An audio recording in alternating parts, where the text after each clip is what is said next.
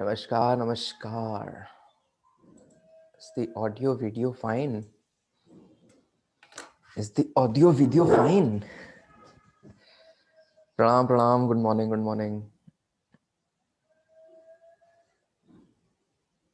अरे खुश रहिए खुश रहिए. स्वागत स्वागत. All right.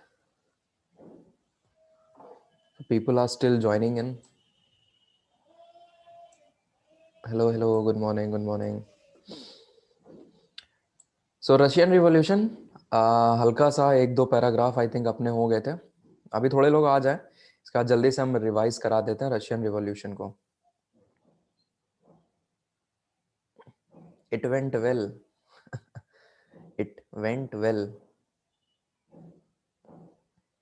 Good morning good morning.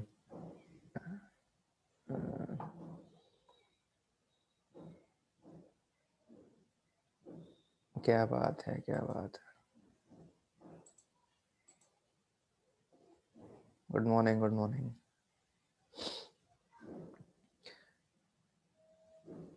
आप लोग का भी आई होप रिवीजन वगैरह अच्छा चल रहा होगा. आज लेक्चर में थोड़ा एक्सटेंड करूंगा. ठीक है, आज लेक्चर थोड़ा हम एक्सटेंड करेंगे. और हाँ, पुरानी वीडियोस आपको नहीं मिल रही होंगी. पुरानी वीडियोस आपको ड्राइव पे नहीं मिल रही होगी. सो काफ़ी लोगों ने बाद में ज्वाइन किया था. I think 6 7. अब 7th का नहीं पता बट हाँ 6th क्लास के शायद नहीं है.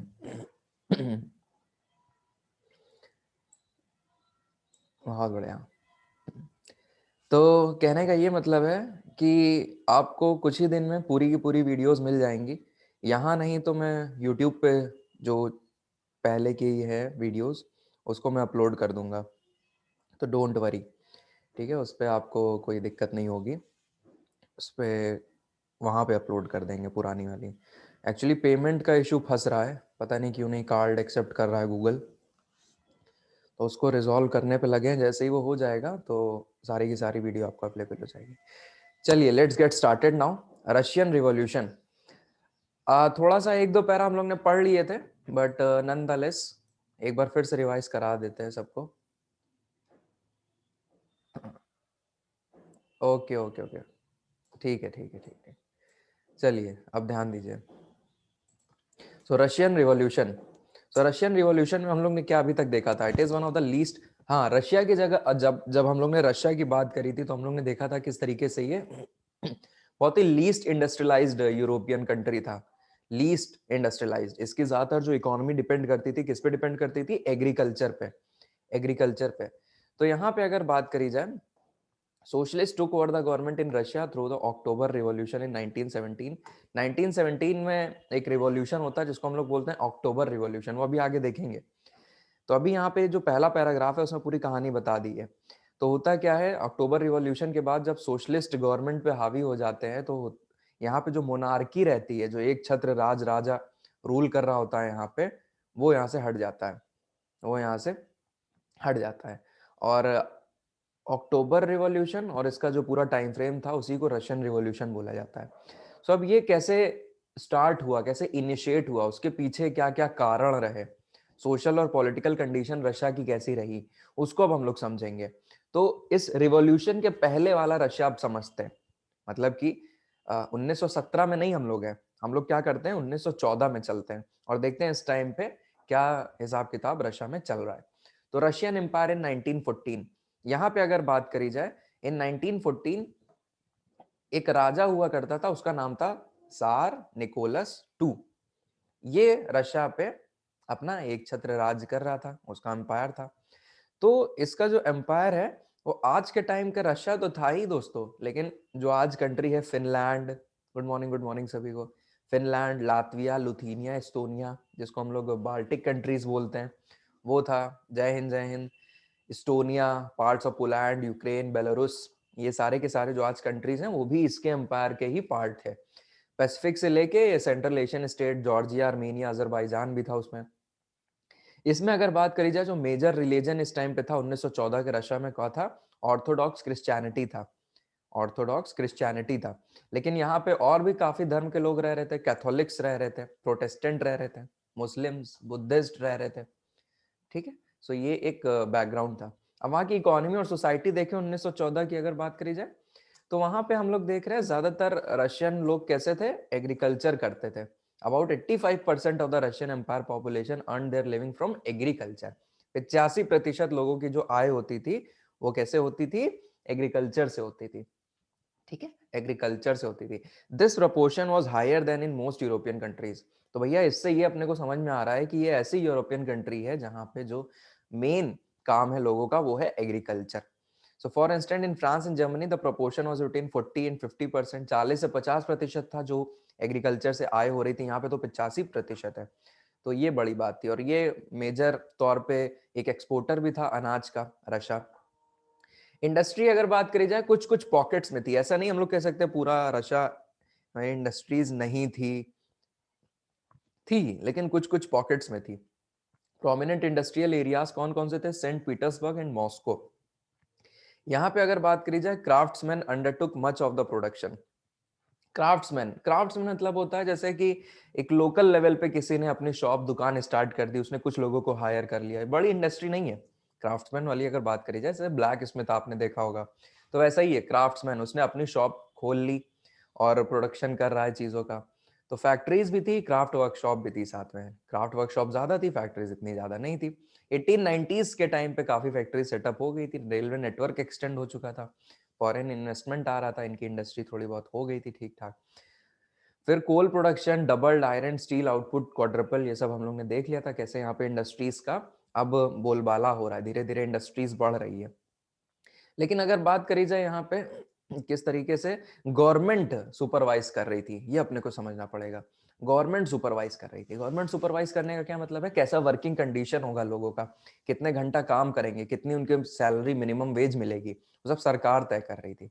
सरकार तय कर रही थी। इंस्पेक्टर था, चेक करता था, चेकिंग इंस्पेक्टर था जो फैक्ट्री को इंस्पेक्ट करता था, लेकिन उसको भी पैसा वैसा पकड़ा दो वो भी कुछ नहीं करता था। तो हालात बहुत खराब थे, यहाँ पे जो लोग रह रहे थे वो हालात बहुत खराब थे, बहुत ही डायर, बहुत ही बेकार सिचुएशन में लोग रह रहे थे यहाँ पे। तो कितना कितना घंटा काम करना पड़ रहा था लोगों को, कम से कम 15 घंटा जो है, क्राफ्ट जो वर्कशॉप नहीं थी छोटी वाली, वहां 15 घंटा, और फैक्ट्रीज की अगर बात करी जाए 10 से 12 घंटा काम करना पड़ रहा था। एकोमोडेशन कहाँ रह रहे थे, ये फोटो ही में आप लोग देख लो कैसे कहाँ पर रह रहे हैं, कितनी बुरी व्यवस्था, सब कुछ हो रखा है। तो ये एक अभी तक की पूरी कहानी रही रशियन रिवॉल्यूशन की। अब आगे देखते हैं। Workers were a divided social group. Some had strong links with the villages from which they came, others had settled in cities permanently. जब यहाँ पे इंडस्ट्रीज में लोग काम कर रहे हैं ना, उनमें अगर हम लोग ध्यान दें तो ये भी अलग अलग सोशल ग्रुप को बिलोंग करते हैं। मतलब एक है जो कि एक तबका है जो कि गांव को बिलोंग करता है, एक तबका है जो कि शहर में अब आके रहने लग गया है। Workers were divided by skill, skill के अकॉर्डिंग भी अलग अलग है। Metal worker of Saint Petersburg record, एक इंस्टेंस है, कहानी है छोटी सी। मेटल वर्कर जो सेंट पीटर्सबर्ग का है वो याद कर रहा है। Metal workers considered themselves aristocrats among other workers, their occupation demanded more training and skill. Women made up 31% of the factory labor force by 1914, but they were paid less than men. तो यहाँ पे ये क्या, यहाँ पे ये चीज क्या ये कह रहा है कि जो मेटल वर्कर्स होते थे, मेटल पे काम करने वाले लोग, वो अपने को एरिस्टोक्रेट समझते थे, राजा समझते थे। क्यों? क्योंकि इनकी जो जॉब है ना वो it demands more training and skill. For example, जैसे आप डीएम बन जाओ, आप एसडीएम बन जाओ, तो आप अपने को बाकी बाकी भी तो सरकारी पोस्ट है ना, लेकिन आप उनसे अपने को ऊपर समझोगे। क्यों? क्योंकि आपकी जो पोस्ट है it requires more training, more skill, more knowledge, ठीक है। वैसे ही उस टाइम पे जो वहां पे मेटल वर्कर हुआ करते हैं, विद इन वर्कर जो क्लासिफिकेशन हो रखा है वो बता रहे हैं। सो यहाँ पे अगर देखा जाए कि किस तरीके से जो मेटल वर्कर थे वो अपने को राजा समझते थे फैक्ट्रीज का। तो विमेन, अब दूसरी बात, women made up 31% of the factory labour, women भी काम करती थी 31%, लेकिन अगर बात करी जाए सैलरी की तो सैलरी इनको कम मिलती थी। Division among workers showed themselves in dress and manners too. अच्छा, वर्कर्स के अगर डिवीजन हम लोग पढ़ रहे हैं तो यहाँ पे एक और चीज समझ में आनी चाहिए अपने को, क्या कि यहाँ पे जो इनका रहन सहन, इनका जो पहनने का तरीका, इनका जो मैनर है वो भी अलग अलग है। Some workers formed association to help member in times of unemployment और financial hardships, but such associations were few. अच्छा, यहाँ पे कुछ जगह पे यूनियन वगैरह भी बन गया है, कुछ एसोसिएशन भी बन गया है, जिससे कि क्या है यहाँ पे लोगों की हेल्प करी जा सके। अगर कोई वर्कर है बीमार हो गया है या फैमिली में उसको कोई प्रॉब्लम आ गई है, पैसे की जरूरत है, तो जो एसोसिएशन के बाकी लोग हैं, वर्कर्स हैं, वो उसकी हेल्प कर देते थे। ठीक है, ये एसोसिएशन, लेकिन अब ये हर जगह एसोसिएशन अभी नहीं बनी है, कुछ जगह पे ये एसोसिएशन अभी बनी है। Despite divisions, workers did unite to strike work, stop work when they disagreed with employers about dismissals or work condition. अच्छा, इतने तरीके के हमने अभी डिवीजन देख लिए, वर्कर्स के इतने तरीके के डिवीजन्स देख लिए। इतने तरीके के डिवीजन होने के बावजूद वर्कर एक साथ संगठित तौर पे स्ट्राइक कर देते थे जब भी जो इनके रहनुमा हैं, जो एम्प्लॉयर्स हैं, वो किसी तरीके का इन पे जबरदस्ती करते थे, या किसी को जबरदस्ती इन्होंने डिसमिस कर दिया विदाउट एनी कॉज, डिसमिस कर दिया किसी वर्कर को, या वर्क कंडीशन जो है, अगर जो वर्कर्स हैं एग्री नहीं कर रहे, तब भी ये लोग स्ट्राइक कर देते थे। स्ट्राइक मतलब होता है काम नहीं होगा आज। These strikes took place frequently in the textile industry during 1896-97 and in the metal industry during 1902. तो यहाँ पे क्या है, ये जो स्ट्राइक हो रही है, ये टेक्सटाइल इंडस्ट्री में खूब हुई थी 1896 वाले टाइम पीरियड पे, और मेटल इंडस्ट्री में 1902 वाले टाइम पीरियड में। तो ये स्ट्राइक वगैरह का कहानी। इन द कंट्री साइड मतलब है आपका villages. Peasants cultivated most of the land. अच्छा, गांव में अगर बात करी जाए, जो किसान है ज्यादातर वो लैंड को कल्टिवेट कर रहे हैं। But the nobility, the crown and the Orthodox church owned large properties. ऐसे ही कुछ हम लोग ने फ्रेंच रिवॉल्यूशन में देखा था, स्टेट्स वाला कॉन्सेप्ट था।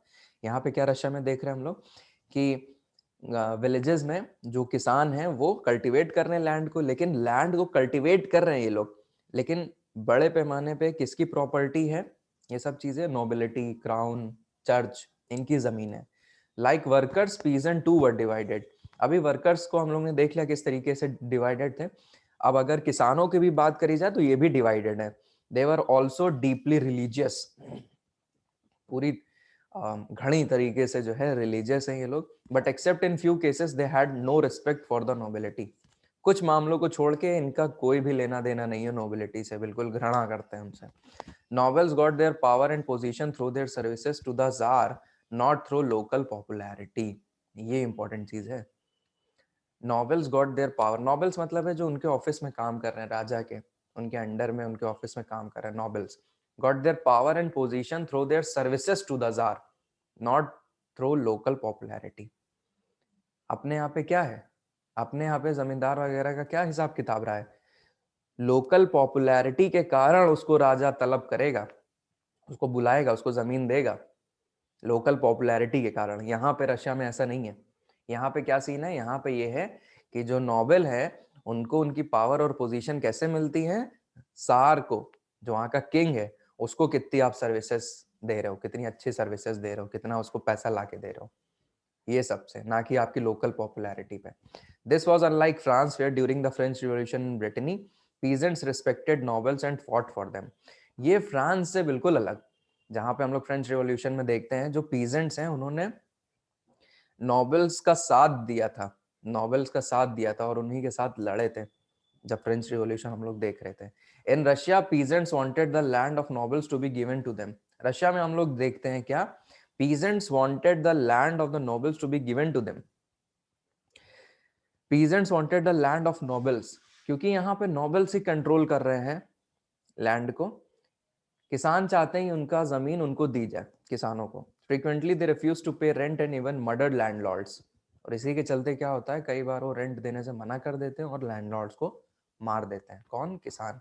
इन 1902 this occurred on a large scale in South Russia and in 1905 such incident took place all over Russia. तो अब यहाँ पे एक चीज हम लोग क्या देख रहे हैं, एक चीज देखिएगा यहाँ पे, किस तरीके से विलेजेस में पीजेंट्स ने बवाल कर दिया है, बवाल कर दिया है।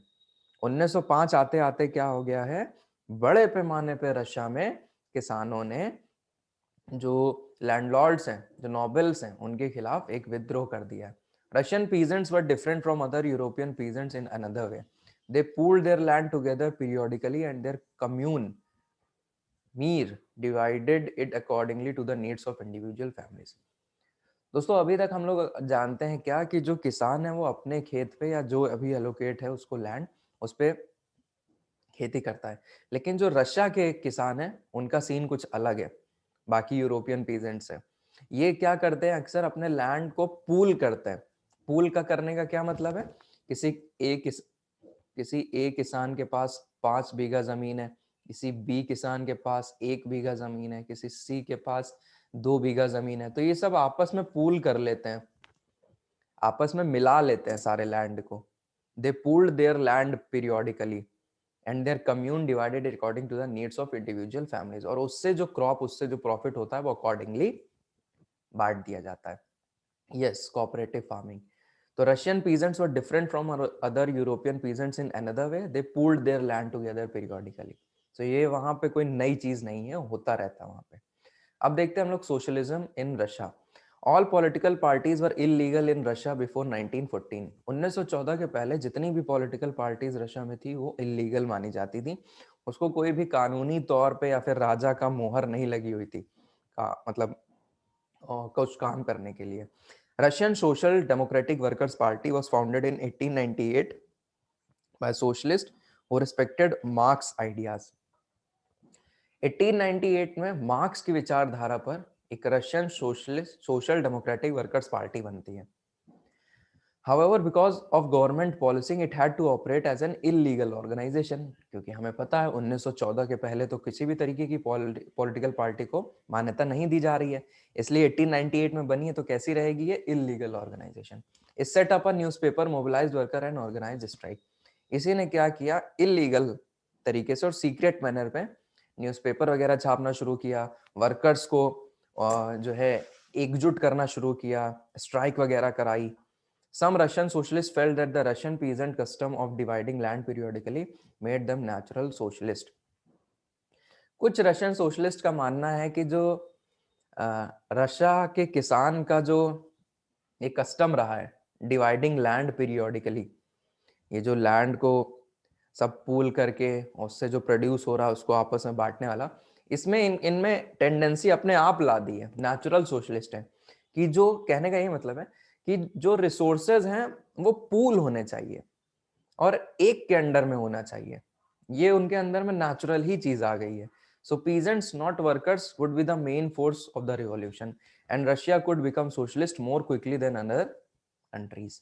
इसीलिए इनका मानना था जो किसान है ना कि वर्कर्स, ये मेन फोर्स होंगे रिवॉल्यूशन के, क्योंकि इनके अंदर में वो चीज स्टार्टिंग से, और रशिया बाकी कंट्री की तुलना में पहले सोशलिस्ट हो सकता है, जैसा कि मार्क्स की विचारधारा रही है उसको ये जल्दी पकड़ सकता है, जल्दी फॉलो कर सकता है।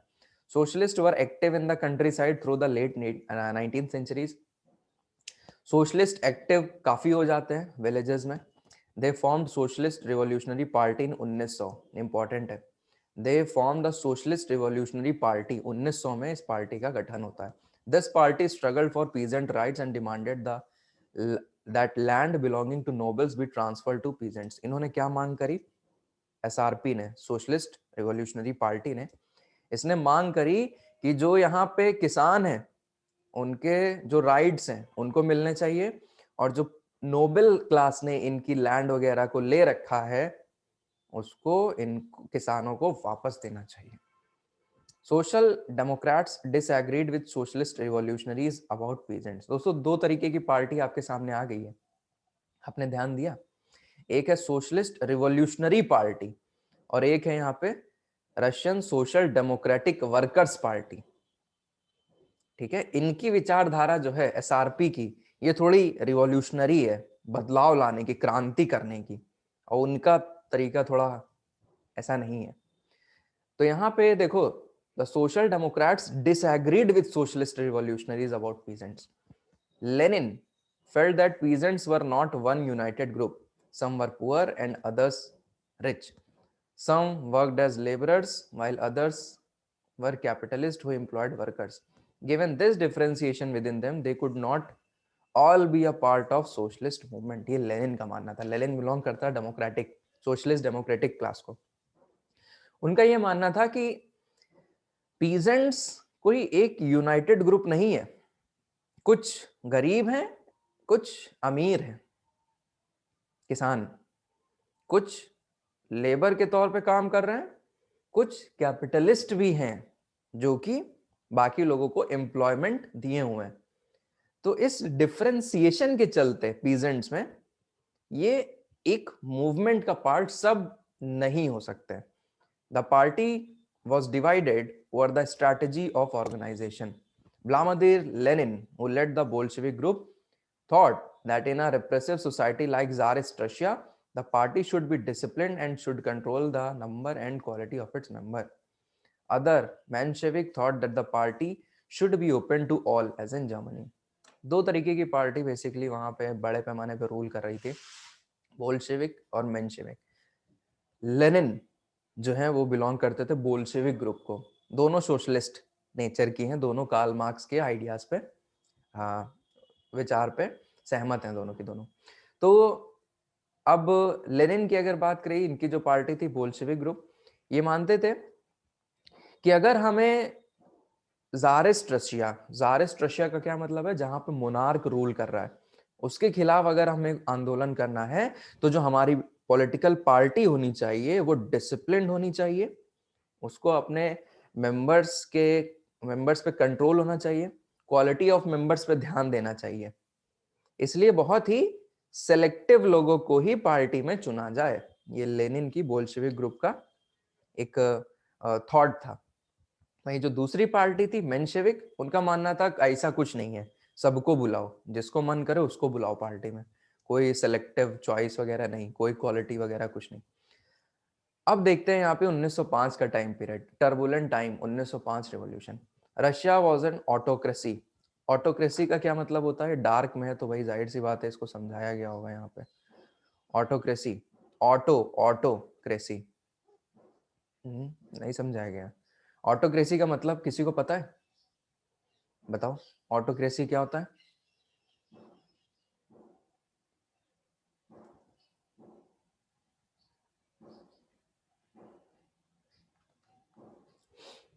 निरंकुश राजशाही। यस, तानाशाही एक तरीके की, तानाशाही एक तरीके की, मतलब जहां पे ऑटोक्रेसी, जैसे ऑटोमेटिक अपने आप एक ही इंसान डिसीजन ले ले और वो किसी भी तरीके से जिम्मेदार ना हो किसी और के प्रति, ये ऑटोक्रेसी। ऑटोमेटिक याद रखो। Russia was an autocracy. Unlike other European rulers, even at the beginning of the 20th century, the tsar was not subject to parliament. ये बात है। अच्छा, unlike other European rulers even at the beginning of the 20th century, जहां पे ज्यादातर European countries war हो रहा था और वो मुक्त हो रही थी, डेमोक्रेसी में आ रही थी, तो यहाँ पे क्या हो रहा है, बिल्कुल बिल्कुल मोनार्क भी यही है, लेकिन ये मोनार्क ऑटोक्रेसी, मोनार्क एक्चुअली अगर देखा जाए तो मोनार्कियल कॉन्स्टिट्यूशन भी एक तरीके का फॉर्म ऑफ गवर्नमेंट है, जहां पे मोनार्क और कॉन्स्टिट्यूशन साथ में चलते हैं। यहाँ ऑटोक्रेसी में क्या है कि पार्लियामेंट भी होगी, मोनार्क भी होगा, लेकिन मोनार्क पार्लियामेंट की सुनेगा नहीं, जवाबदेही नहीं होगी, तो उसी का एक छत्र चलेगा, इसलिए ऑटोक्रेसी शब्द यूज कर दिया गया है। सिस्टम दोनों है, कॉन्स्टिट्यूट पार्लियामेंट भी है और वो भी है।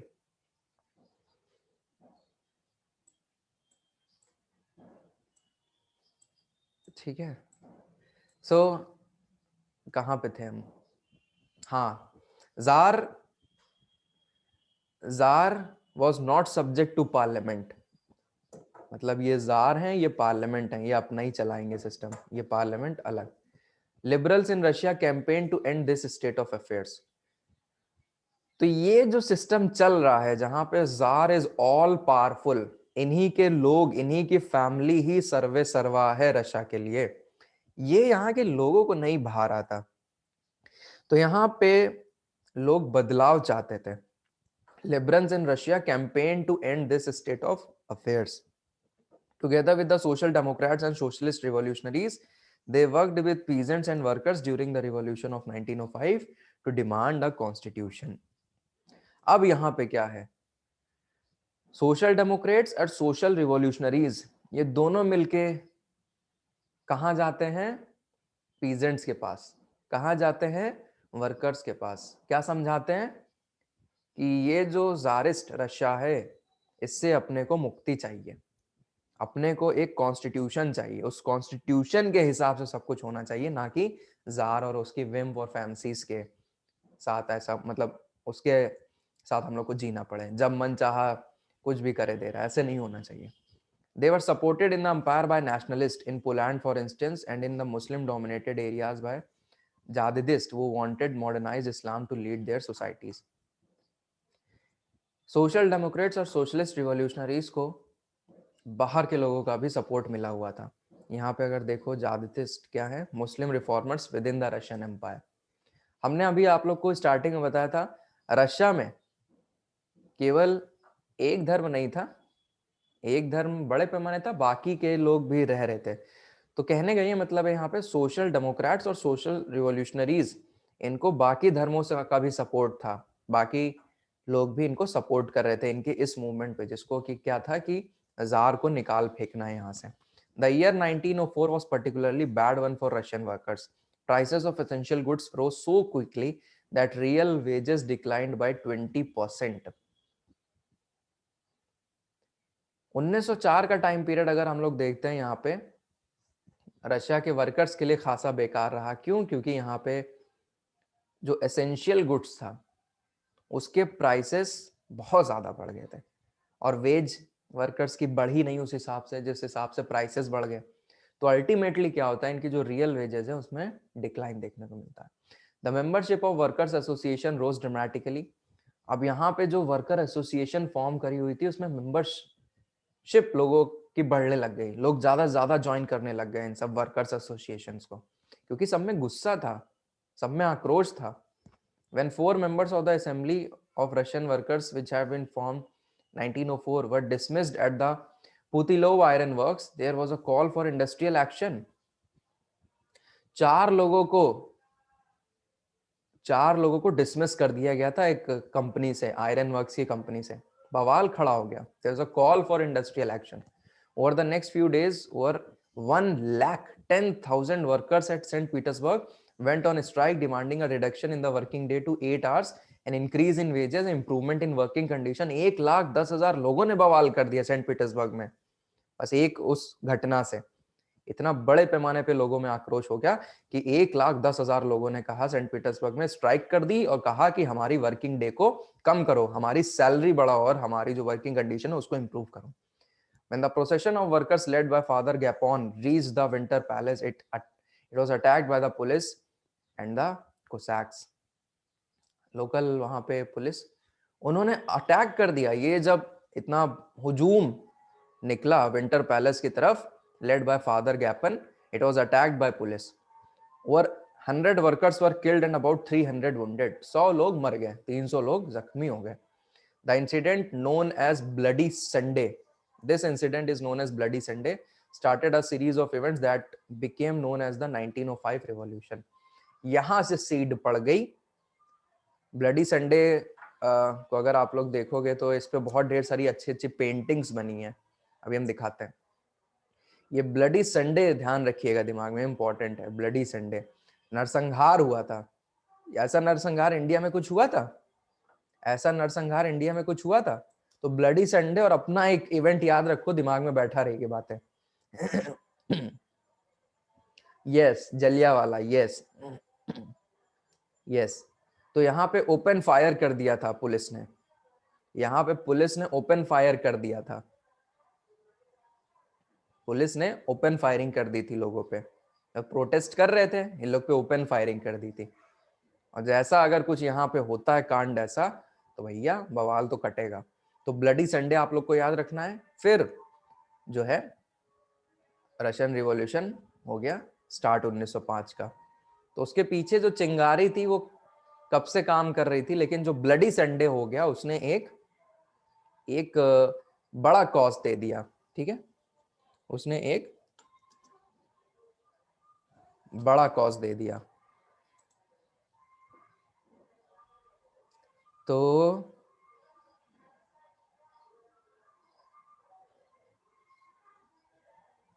I am sharing my screen.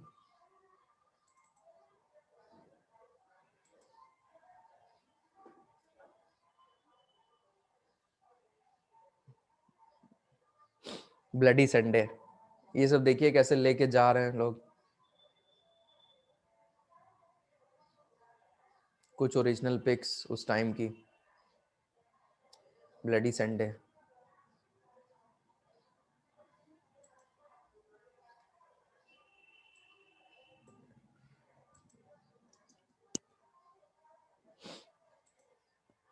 ये है वो तो, ब्लडी संडे कुछ और ले लिया था।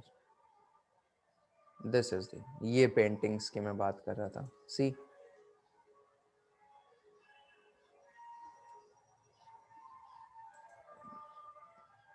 ये देखिए,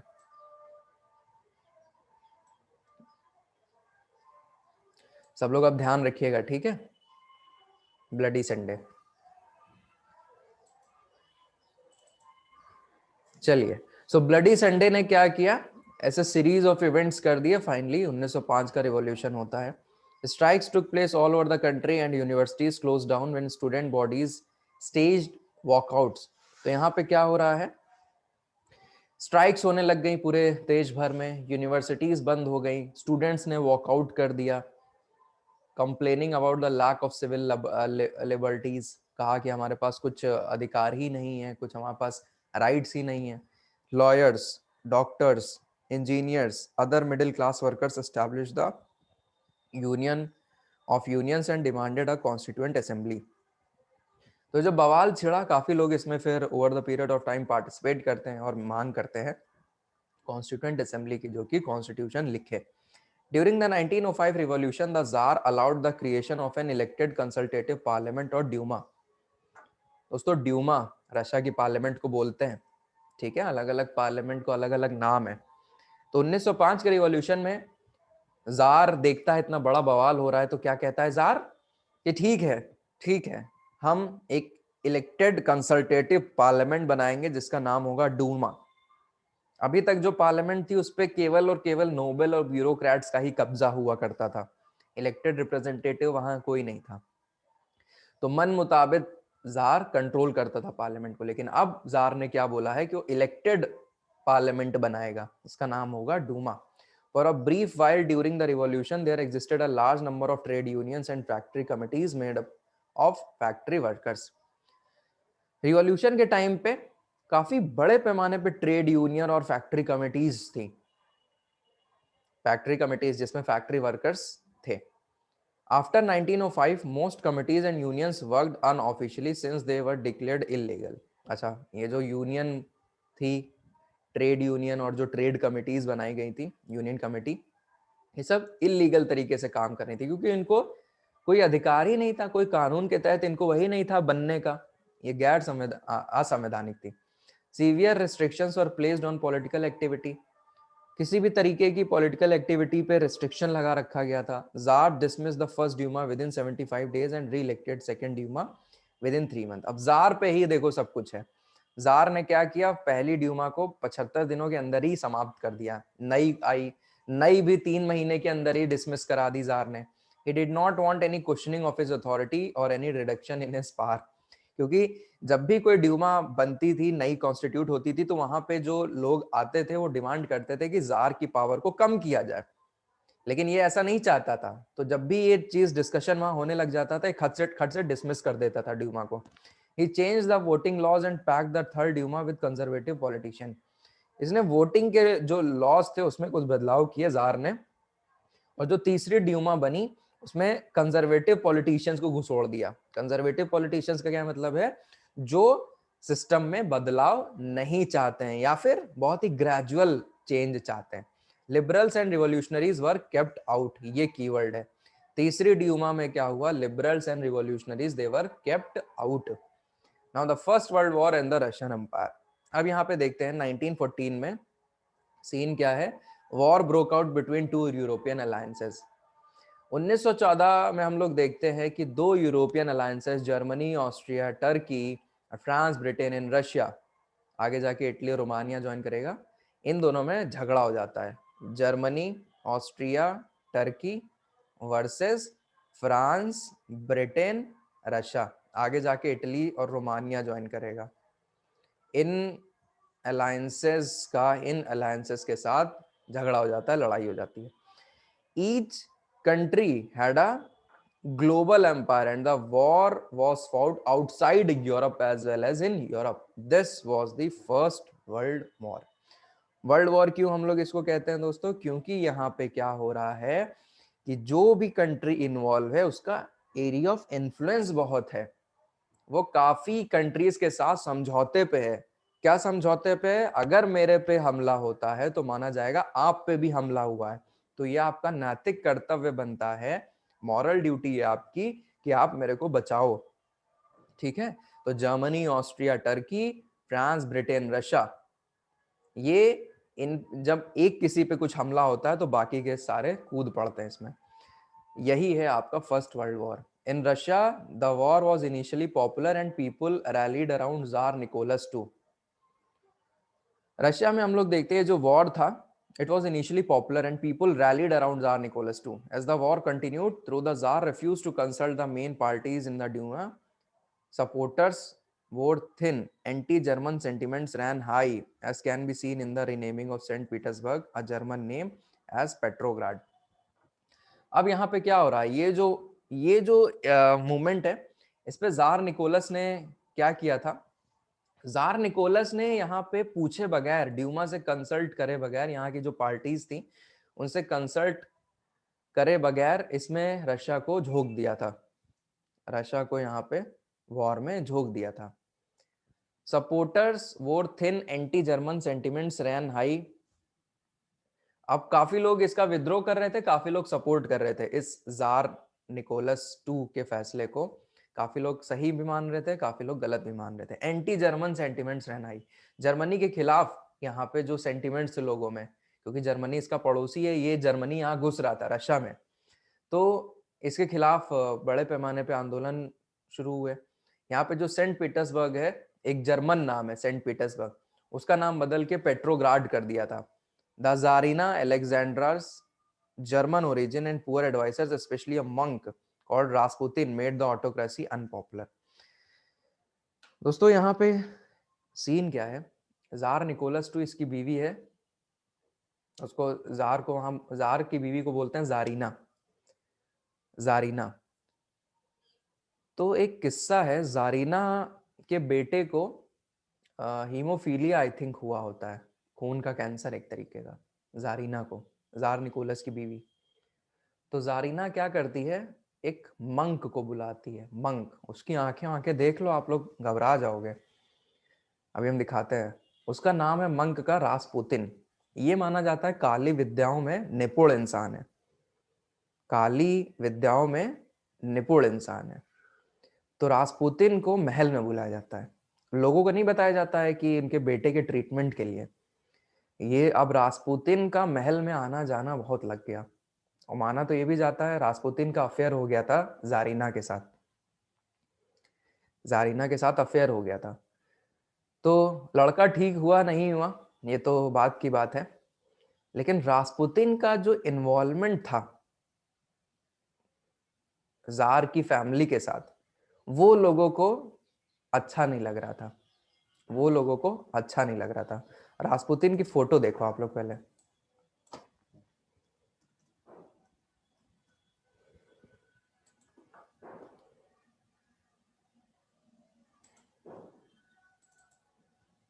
देखिए फोटो,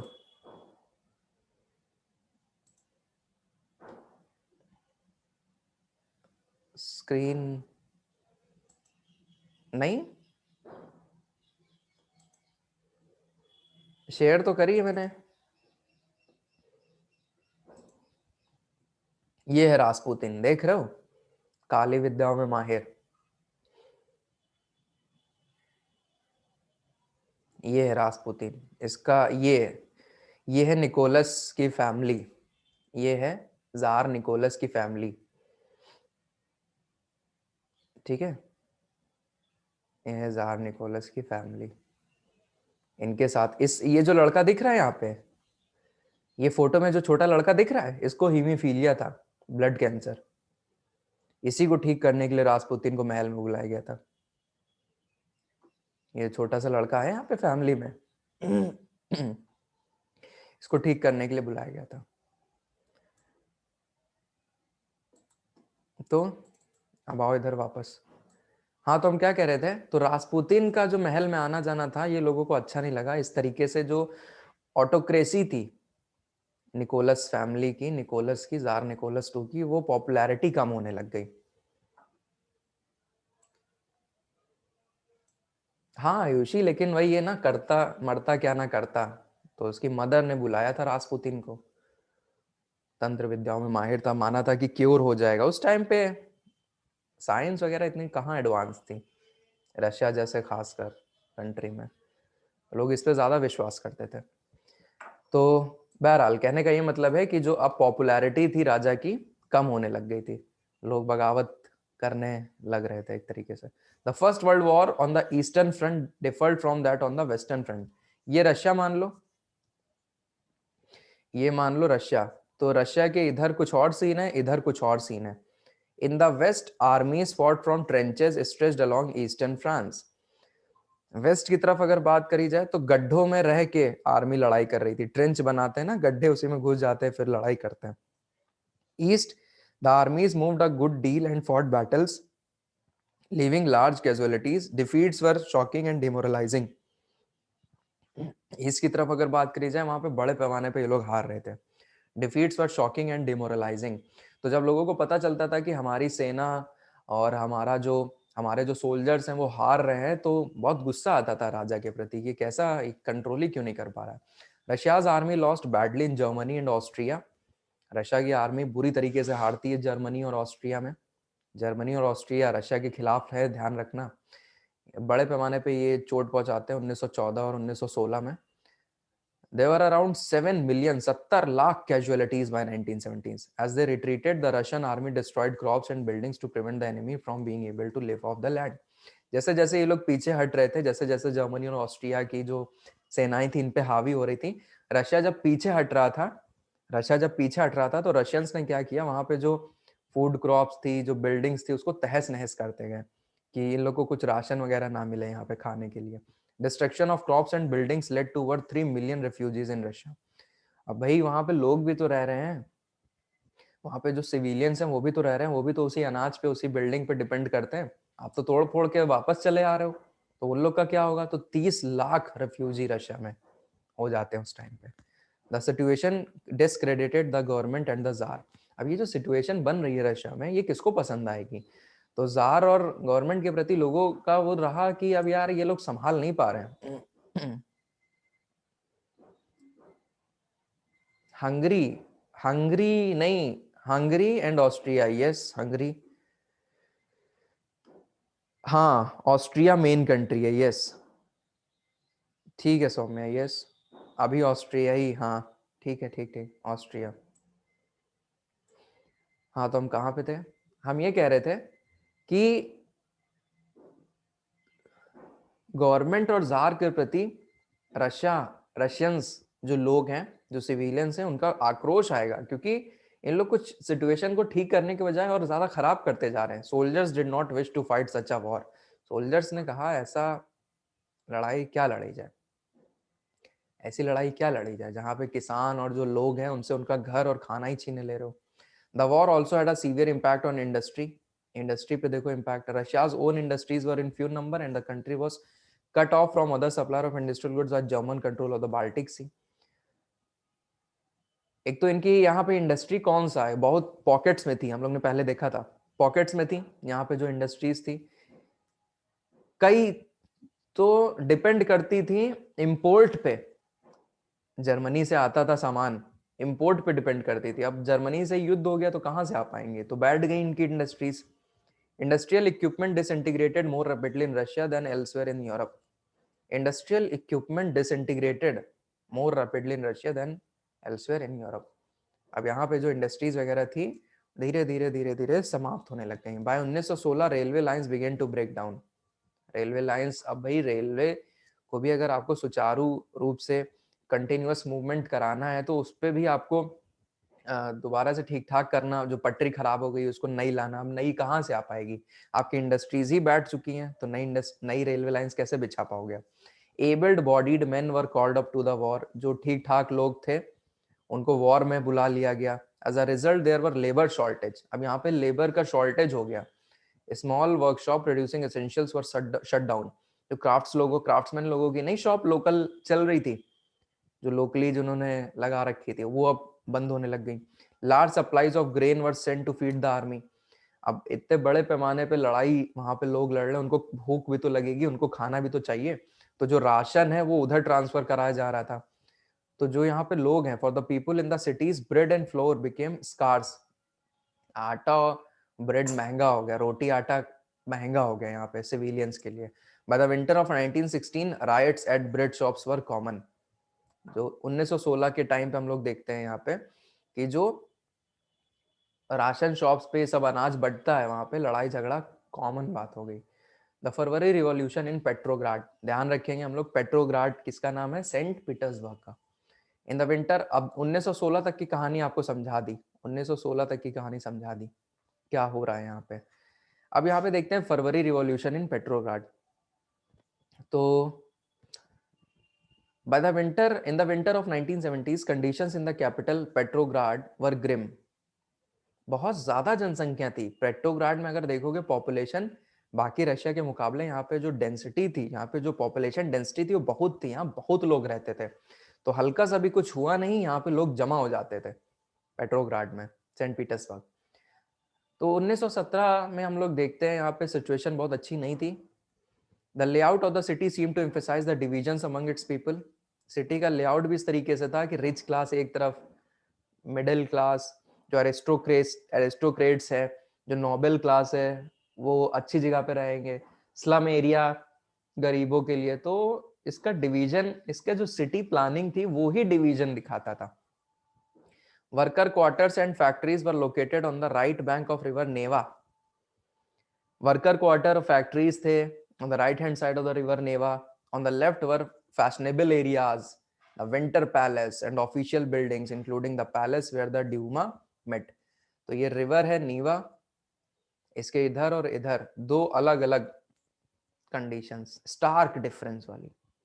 एक तरफ वर्कर्स क्वार्टर, स्लम एरिया, गंदगी, भूखमरी, डिजीजेस, पानी की कमी, इंफ्रास्ट्रक्चर की कमी। और दूसरी तरफ हम लोग देख रहे हैं fashionable areas, winter palace, official buildings बड़ी बड़ी चकाचौंध। इन फरवरी 1970s food shortages were deeply felt in the workers quarter. 1917 में जो फूड शॉर्टेज है वो किनको देखने को मिलेगी? वर्कर क्वार्टर्स को बहुत झेलना पड़ रहा है। Winter was very cold. Winter, Russia का विंटर सोच सकते हो भयंकर होगा। रशिया का winter was very cold. There had been exceptional frost and heavy snow. Parliamentarians wishing to preserve elected government were opposed to the Tsar's desire to dissolve the Duma. Jar चाहता था कि Dumas को हटा दिया जाए, dissolve कर दें, लेकिन वहां पे जो इलेक्टेड गवर्नमेंट थी, तो वहां पे पार्लियामेंटेरियंस चाहते थे कि नहीं, अभी इसको चलने देते हैं, इसको ऐसे नहीं हटाएंगे। 22 फरवरी को a lockout took place at a factory on the right bank. बवाल छड़ा। 22 फरवरी आने वाली है, 22 फरवरी को हम लोग देखते हैं फैक्ट्री में एक लॉकआउट हुआ। The next day workers in 50 factories called a strike in sympathy. जो एक जगह पे मूवमेंट छिड़ा, अगले दिन 50 फैक्ट्रियों के वर्कर्स ने स्ट्राइक कर दी। In many factories women led the way to strikes. इनमें से काफी जगह पे महिलाओं ने स्ट्राइक करी। This came to be called the International Women's Day. बनाया जाता है ना इंटरनेशनल वुमेन्स डे। तारीख सर्च करना, जरा डेट सर्च करिएगा। इंटरनेशनल वुमेन्स डे की ये कहानी है, इंटरनेशनल वुमेन्स डे की ये कहानी है। International women's day. Demonstrating workers crossed from the factory quarters to the center of the capital, the Nevsky Prospect. Demonstrating workers crossed the factory quarters to the center of the capital, the Nevsky Prospect. ये centre था, ये Petrograd का centre था। ये लोग यहाँ पे आ जाते हैं, ये सारे के सारे लोग चौराहे पे आ जाते हैं डिमॉन्स्ट्रेशन करते करते। At this stage, no political party was actively organizing the movement. अभी तक यहाँ पे किसी भी पॉलिटिकल पार्टी ने अपना समर्थन नहीं दिया इस मूवमेंट को, ये अपने से चल रहा है movement. As the fashionable quarters and official buildings were surrounded by workers, the government imposed a curfew. ये लोग नदी के उस पार आ गए जहां पे फैशनेबल साइट्स थी, गवर्नमेंट बिल्डिंग्स थी, विंटर पैलेस था, सारे के सारे लोग वहां आके इन सबका घेराव कर लेते हैं। तो भैया जब इन सबका घेराव होगा तो पुलिस चुप बैठेगी, सरकार चुप बैठेगी? नहीं। उन्होंने क्या किया? कर्फ्यू लगा दिया। Demonstrators dispatched by the evening, but they came back on the 24th and 25th of Feb. उस समय तो डेमोन्स्ट्रेटर्स चले गए, लेकिन 24 और 25 फरवरी को वापस आएंगे। The government called out the cavalry and police to keep an eye on them. घोड़सवार, घोड़े पे बैठे रहते हैं ना पुलिस वाले, कैवलरी आई, पुलिस, तो उन लोग को बुला लिया गया कि इन पे नजर रखिए। On Sunday 25 February the government suspended the Duma. 25 फरवरी को government suspended the Duma. Politicians spoke out against the measure. अब जब भाई ड्यूमा से लोग फ्री हो गए, हट गए, नेता वेता हट गए इधर से, अब यहाँ पे politicians they spoke out against the major. Demonstrators return in force to the streets on left bank on the 26 February. On the 27 February the police headquarters were ransacked. अब देखो 27 फरवरी को क्या हुआ? पुलिस हेडक्वार्टर्स वाज रैंसैक्ड, हमला बोल दिया गया। The streets thronged with people raising slogans about bread, wage, better hours and democracy. ये कीवर्ड आ गया अब यहाँ पे। लोग क्या कह रहे हैं? हमें ब्रेड चाहिए, हमें वेज चाहिए, हमें बेटर वर्किंग आवर्स चाहिए, डेमोक्रेसी भी चाहिए। The government tried to control the situation and called out the cavalry once again. अभी हमने पेंटिंग में भी आपको दिखाया था, देखा था एक घुड़सवार पुलिस वाला था। अभी जो हमने पेंटिंग आपको दिखाई थी ब्लडी संडे वाली, उसमें घोड़सवार कैवेलरी, वही है कैवेलरी। तो the government tried to control the situation, called out cavalry once again. However, the cavalry refused to fire on the demonstrators. An officer was shot at the barracks of a regiment and 3 other regiments mutinied, voting to join the striking workers. By that evening, soldiers and striking workers had gathered to form a Soviet or council. तो अब बड़े पैमाने पे इनका क्या होना शुरू हो गया है? रिप्रेशन। जो ये प्रोटेस्ट कर रहे हैं, जो ये लोग प्रोटेस्ट कर रहे हैं, क्या हो गया है? इनका सप्रेशन शुरू हो गया। अच्छा, काफी जगह पे क्या हुआ था? सोल्जर्स ने भी ज्वाइन कर लिया था इन वर्कर्स को।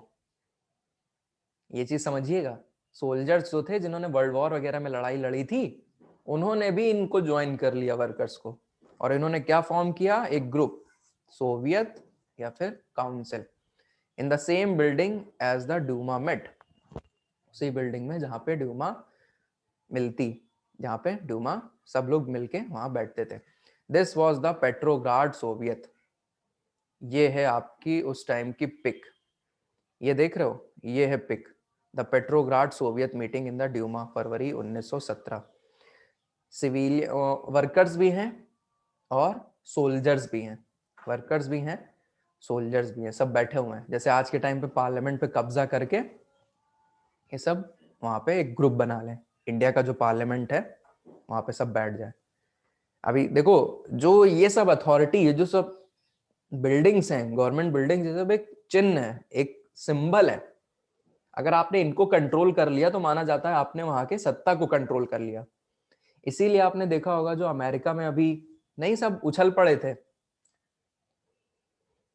अमेरिका में देखा था ना आपने, यूएस में सब उछल पड़े थे, तो वो सिंबल है, सिंबल।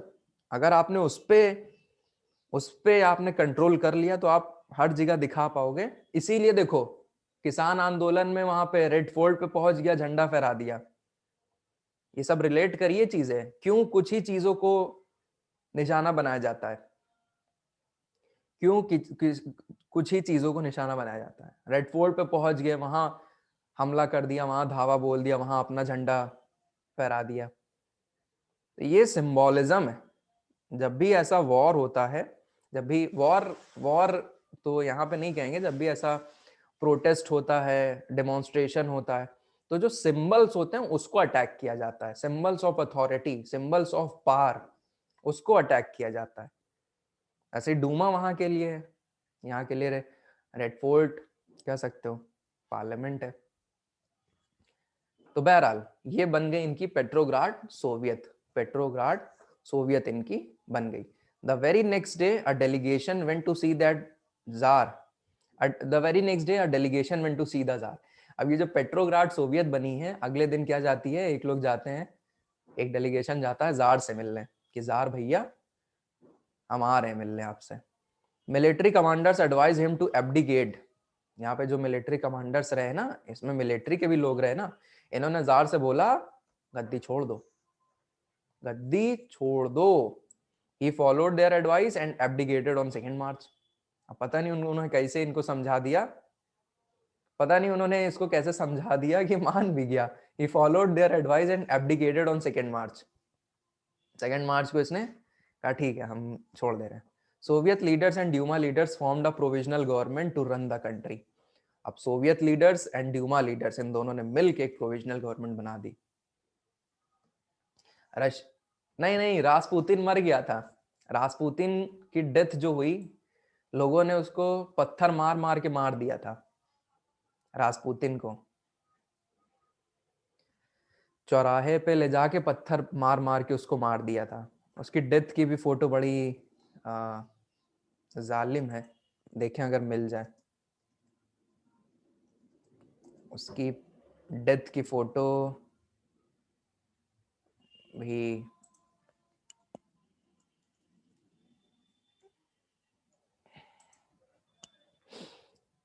सी देखो आप लोग को अगर दिख जाए,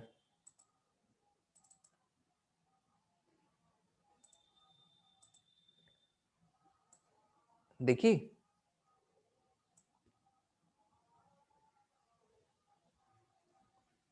इसको वहां की पब्लिक ने ही मार दिया था, क्योंकि इसके जो रिलेशंस थे वो माने जा रहे थे कि क्वीन के साथ अफेयर वाली बात, कंट्रोल कर रहा है वहां की राजा को, रानी को, सबको। तो लोगों ने इसको, भीड़ ने मार दिया था, भीड़ ने मार दिया था।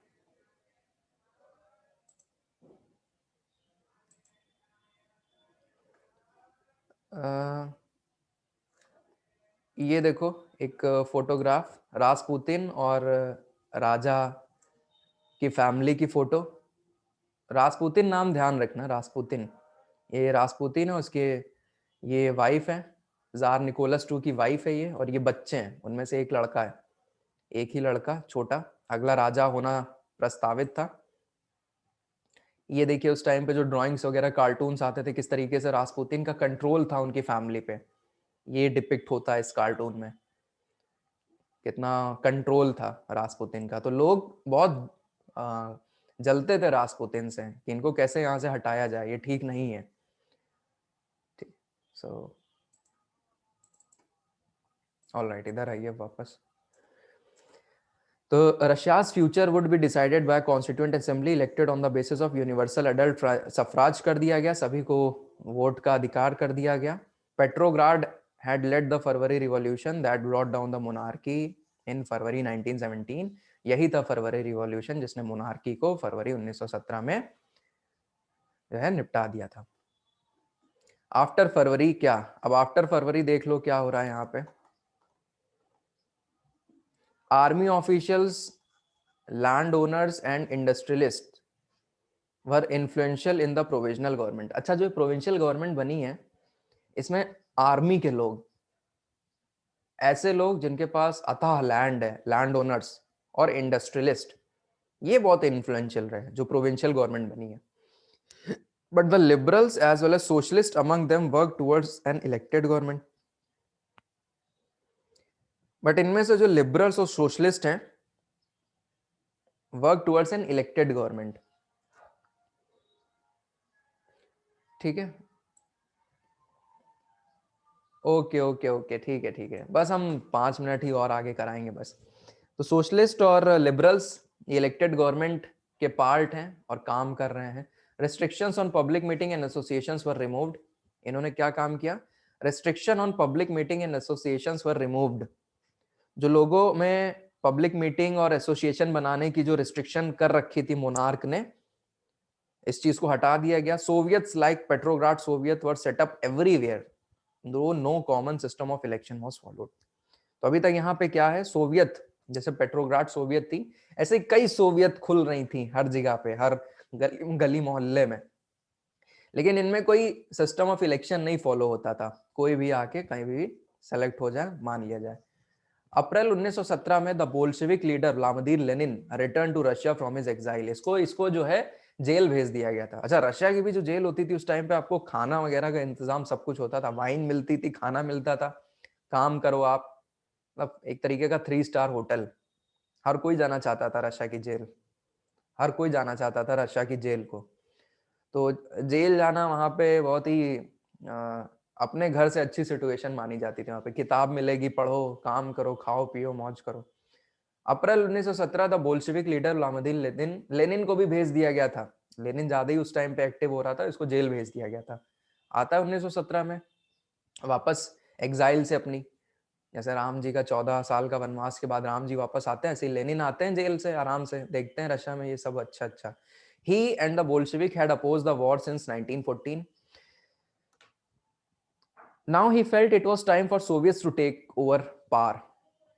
अब सीन ये है कि जो अभी सरकार है ना रशिया में, वो बेसिकली कुछ लोगों द्वारा ही कंट्रोल करी जा रही है, कुछ लोगों द्वारा ही कंट्रोल करी जा रही है। तो लेनिन चाहता है कि यार हम लोग जो सोशलिस्ट हैं, हम लोग जो सोशलिस्ट हैं, हम लोग को सरकार चलानी चाहिए, सोवियत को जो है पावर में आ जाना चाहिए, सत्ता में आ जाना चाहिए। ये जो लोकल सोवियत सब खोले हो तो ठीक बात है, लेकिन यहाँ पे बोल्शेविक को आना चाहिए पावर में, क्योंकि यही लोग हैं जो कि सही से सरकार को और लोगों को चला सकते हैं।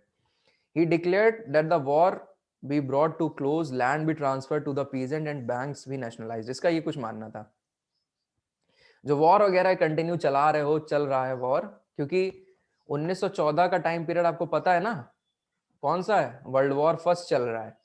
इसने इसको अपोज किया था। क्यों, काहे रशिया का है जुटा हुआ है, रशिया से कहो ये वॉर वॉर बंद करे, रशिया से कहो वॉर बंद करे।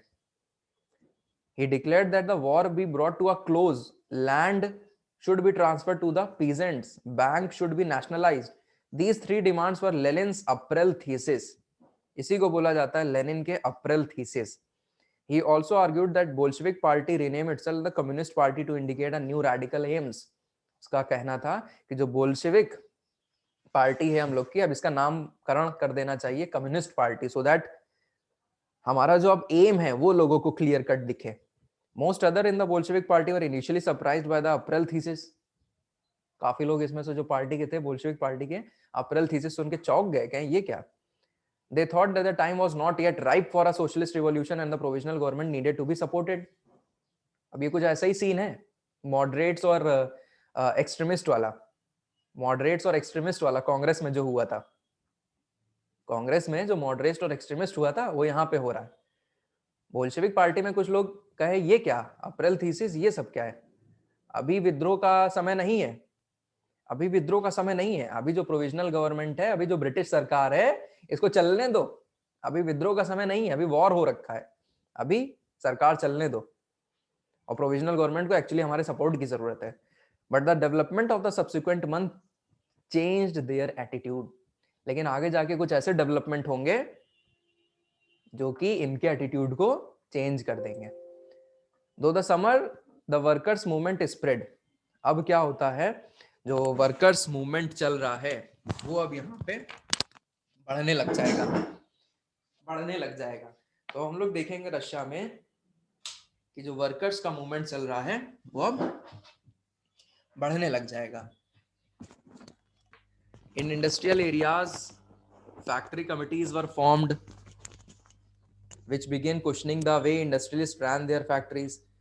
फैक्ट्री कमिटीज बनने लग गई हैं, इन्होंने अपने अपने अधिकारों को लेके बोला है, कैसे इंडस्ट्रियलिस्ट फैक्ट्री को चला रहे हैं। ट्रेड यूनियन बढ़ रही है, सोल्जर कमिटी आर्मी में आ रही है। In June about 500 Soviet sent representative to an All Russian Congress of Soviet. 500 Soviets अपने रिप्रेजेंटेटिव भेजती है All Russian Congress of Soviet जो होती है वहां पे, बताइए 500 सोवियत अपने रिप्रेजेंटेटिव भेजती है। इसमें कौन कौन रिप्रेजेंट कर रहा है? वर्कर्स रिप्रेजेंट हो रहे हैं, आर्मी के लोग रिप्रेजेंट हो रहे हैं। तो as the provisional government saw its power reduce and Bolshevik influence grow, it decided to take stern measures against the spreading discontent. अब यहाँ पे क्या है, लेनिन यार एक बहुत जबरदस्त वक्ता था। लेनिन, लेनिन की अगर बात करी जाए, बहुत ही जबरदस्त वक्ता था, मतलब बहुत अच्छा बोलता था। कभी आप उनकी स्पीच सुनना, कभी आप उनकी स्पीच सुनना। ये है लेनिन, व्लादिमीर लेनिन। इतना जबरदस्त तरीके से अपनी बात रखते थे सबके सामने कि लोग बहुत ज्यादा इंप्रेस हो जाते थे। इन्होंने ही बोला कि चेंज लाने की जरूरत है, इन्होंने ही बोला चेंज लाने की जरूरत है। ठीक है, कभी यूट्यूब पे इनका वो देखिएगा स्पीच, तो आपको ये चीज आएगी समझ में। ये है लेनिन। तो यहाँ पे क्या हो रहा है कि अरे वो फिर वो नीचे वो कन्वर्ट कन्वर्ट कर देंगे या फिर नीचे सबटाइटल्स आ जाएगा। तो यहाँ पे अगर देखें, इट डिसाइडेड टू, ठीक है, अब यहाँ पे क्या हो रहा है, अब जो बोल्शेविक पार्टी है लेनिन के अंडर में, इसका इन्फ्लुएंस बढ़ रहा है। अब इसका इन्फ्लुएंस बढ़ रहा है, और जो यहाँ पे प्रोविजनल गवर्नमेंट हो रखी है उसका इन्फ्लुएंस कम हो रहा है। लेकिन पावर में कौन है? Provisional government. तो ये बोल्शेविक के खिलाफ कड़े रुख अपनाएगी, क्योंकि उनका राइज कर रहा है ना popularity. It resisted attempts by workers to run factories and began arresting leaders. अब इन्होंने क्या किया, जो ट्रेड यूनियन स्ट्राइक कर रही थी, प्रोविजनल गवर्नमेंट ने उन लीडर्स को जेल में बंद करा दिया जो ये सब स्ट्राइक करा रहे थे। Popular demonstration stage by Bolshevik in July 1917 were sternly repressed. किसी भी तरीके की इनको छूट नहीं थी कि ये चौराहे पे आके डेमोन्स्ट्रेशन करें। Many Bolshevik leaders had to go to hiding or flee. तो काफी बोल्शेविक नेताओं को या फिर भागना पड़ा या फिर छुपना पड़ा। Meanwhile in the countryside villages में क्या हो रहा है, peasants and their socialist revolutionary leaders pressed for a redistribution of land. villages में क्या हो रहा है, किसान और सोशलिस्ट और रिवॉल्यूशनरीज ये सब मिलके क्या कर रहे हैं, डिमांड कर रहे हैं काहे की, रीडिस्ट्रीब्यूशन ऑफ लैंड। नोबल से लेके पीजेंट्स को दो। Land committees were form to handle this. Encouraged by the socialist revolutionaries, peasants seized land between July and September 1917. 1917 में जुलाई और सितंबर के बीच में peasants ने बड़े पैमाने पे लैंड अपने कब्जे में कर लिया था। द जुलाई डेज, ये देखो सब कैसे मूवमेंट हो रहा है पेट्रोग्राड में। द रिवॉल्यूशन ऑफ अक्टूबर 1917, ये अब हम कल पढ़ाएंगे। ठीक है, आज के लिए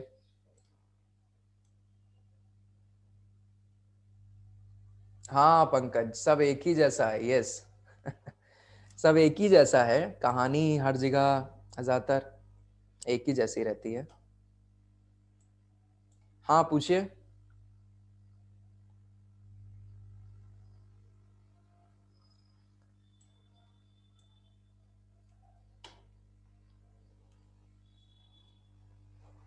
thank you thank you thank you.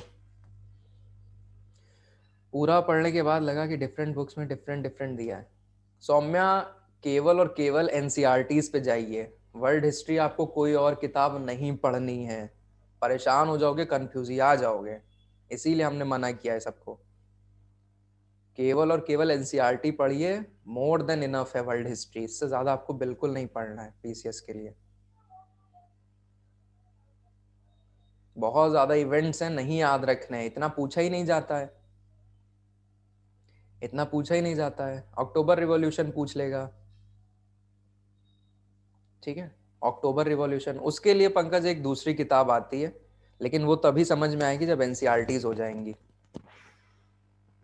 Optional history optional, अब जिनका है उनका, अब हम क्या बताएं, उनका तो टीचर ही बता सकते हैं ऑप्शनल में क्या है। ठीक है, थैंक यू, बाय बाय। शाम को मिलते हैं, 7 बजे क्लास लगाई हुई है। बाय बाय, टाइम बहुत अच्छा हो रहा है, 10:10। ठीक है, बाय बाय बाय।